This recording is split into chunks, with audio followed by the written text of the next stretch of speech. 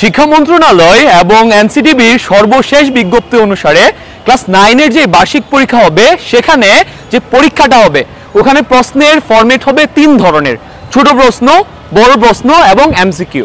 ছোট প্রশ্ন বড় প্রশ্নের সংমিশ্রণে আবার সিকিউ থাকতে পারে।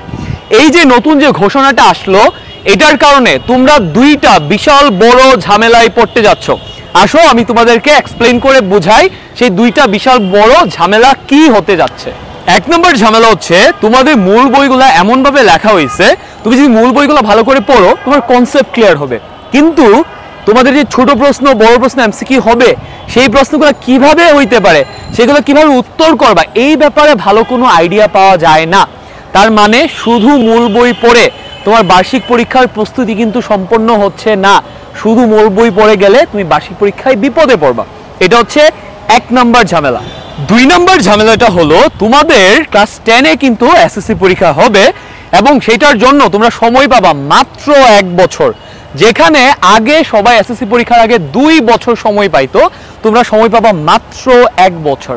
এবং সেই পরীক্ষা কিন্তু আগের ওল্ড কারিকুলামের ফরম্যাটে হবে, মানে সেখানে এক্সাম হবে সিকিউ এমসিকিউ ফরম্যাটে। সিকিউ অ্যাকচুয়ালি ছোট প্রশ্ন এবং বড় প্রশ্নের সংমিশ্রণ।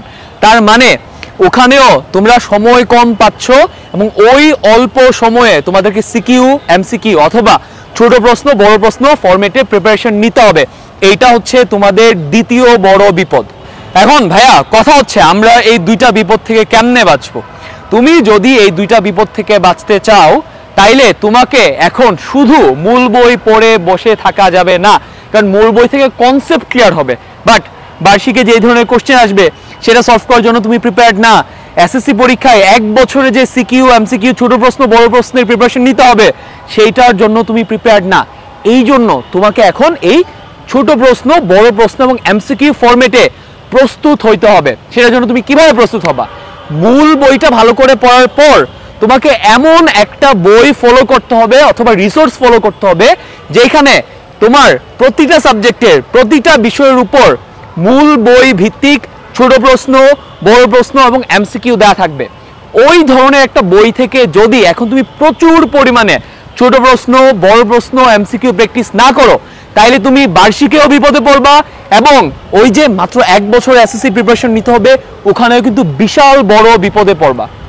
এখন সমস্যা হইলো বাজারে যে বইগুলো আছে এইগুলাতে যে প্রশ্নগুলো দেওয়া আছে এইগুলা এই যে ছোট প্রশ্ন বড় প্রশ্ন এবং এমসিকিউ এই ফরম্যাটে দেওয়া নাই, এবং যতটুকুই দেওয়া আছে এইগুলা মূল বইয়ের যে কনসেপ্ট আছে কনসেপ্ট ভিত্তিক না।